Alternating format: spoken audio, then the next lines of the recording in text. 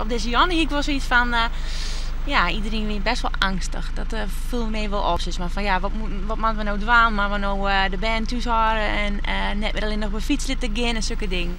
Monmachtig komen boerlui van de Klazingerwei en andere bewoners van het boetengebied van Jesterwoude naar het gemeentehuis.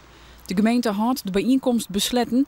Dat betekent dat de parse boetende doorblijven mat, zodat mensen vrij met de burgemeester, politie en slachtofferhelp praten kunnen. Wat je in dit soort situaties zegt is dat de politie heel weinig vertellen keren over het onderzoek. En dan krijg je een gevoel van ja, maar wat er gebeurd is, hier ik gebeuren kent. En dat houdt de meesten wel even uit de sliep. Gemeente en politie vertellen naar Arin dat er een soort ongerestens is. Er binnen vooral een soort vragen over de veiligens van huizen en de band. Ik denk dat het belangrijkste is dat de band zo snel mogelijk weer in een goede ritme komen.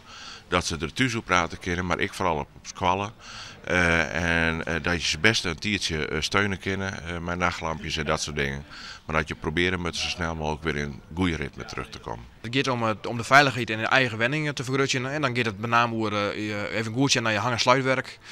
Zorg je ervoor dat kostbaarheden dat die net in het zicht liggen. Maar dat zorgt er wel voor dat je in ieder geval wat geruster voortgaat. Hoe de zaak zelfs wil de politie nog net een soort kwiet.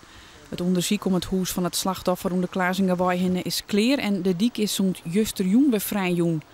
Wel wordt het huis nog ontemai mandje bewaakt. We hadden de omgeving minutieus uitkomt, zowel in de wenning, maar ook buiten de wenning. Ja, en dat kost gewoon een aantal dagen, want zo'n onderzoek dat ken je maar één keer van. Maar ik het jaren van Tjoren, daar ben we er ook mee bezig. We zijn in gesprek met de familie en mijn orenbelustenden. Dus ja, het onderzoek rint volop. De buurtagent zal de komende tijd extra surveilleren om de Klazingerwei. Buurtbewoners gaan naar alle informatie vol met een goed gevoel naar huis toe. Mooi, ja, heel mooi. Dat er echt naar luisteren wordt en dat iedereen zijn gevoel kwijt kan en slachtofferhulp wie erbij. Dus nee, echt heel mooi.